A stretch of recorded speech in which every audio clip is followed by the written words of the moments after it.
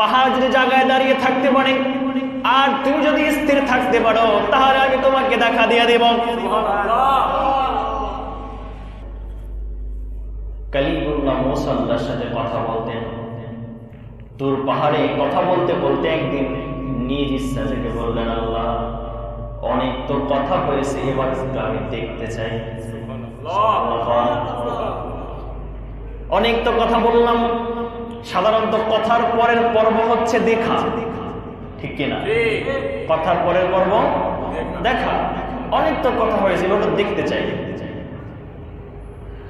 আল্লাহ পাক রব্বুল আলামিনের কাছে আরজি জানালেন, রব্বি আরিনি আনজুর ইলাইকা, আল্লাহ আমার দুই চক্ষু দিয়ে আপনাকে একটু দেখতে চাই।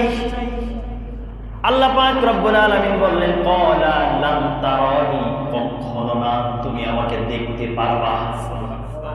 সুবহানাল্লাহ, বলেন না সুবহানাল্লাহ।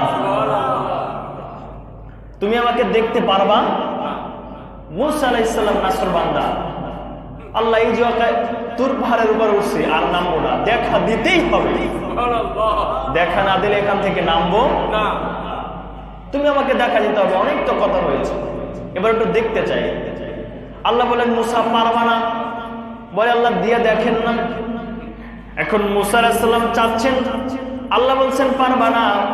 মুসা যেহেতু এতই বলছেন, আল্লাহ বলছেন যে কালিমুল্লাহ মুসা, তুমি যেহেতু দেখতে চাও, তবে তোমার ফাইনাল দেখার আগে আমি একটু তোমাকে টেস্ট করতে চাই।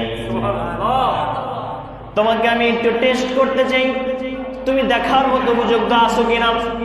টেস্ট পরীক্ষায় উত্তীর্ণ হলেই তো ফাইনাল পরীক্ষা দিতে পারবা, কি বলেন?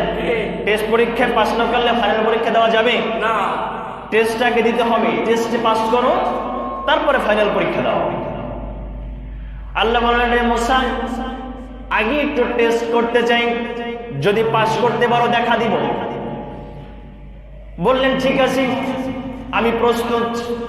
আল্লাহ বললেন যে কালিমুল্লাহ মুসা, কিছুক্ষণ পরে ওই যে তুর পর্বতের উপরে আমার একটু নূর দিব। আল্লাহ কইলেন, একটু নূর দিব। পাহাড় যদি জায়গায় দাঁড়িয়ে থাকতে পারে আর তুমি যদি স্থির থাকতে পারো তাহলে আমি তোমাকে দেখা দিয়ে দেব। মুসা বললেন, আল্লাহ ঠিক আছে, আমি প্রস্তুত আছি।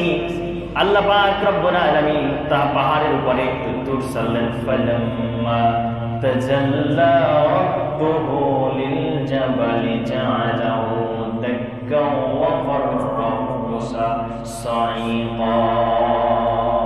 পাহাড়ের উপরে যখন একটু নূর সারলেন, আল্লাহ পাক রব্বুল আলামিন ওই আরশে আজিমের নূর যখন একটু ছেড়ে দিলেন, প্রবেশ করার সাথে সাথে ওই পাহাড়টা মোমের মতো গলে চূর্ণ বিচূর্ণ হয়ে গেল।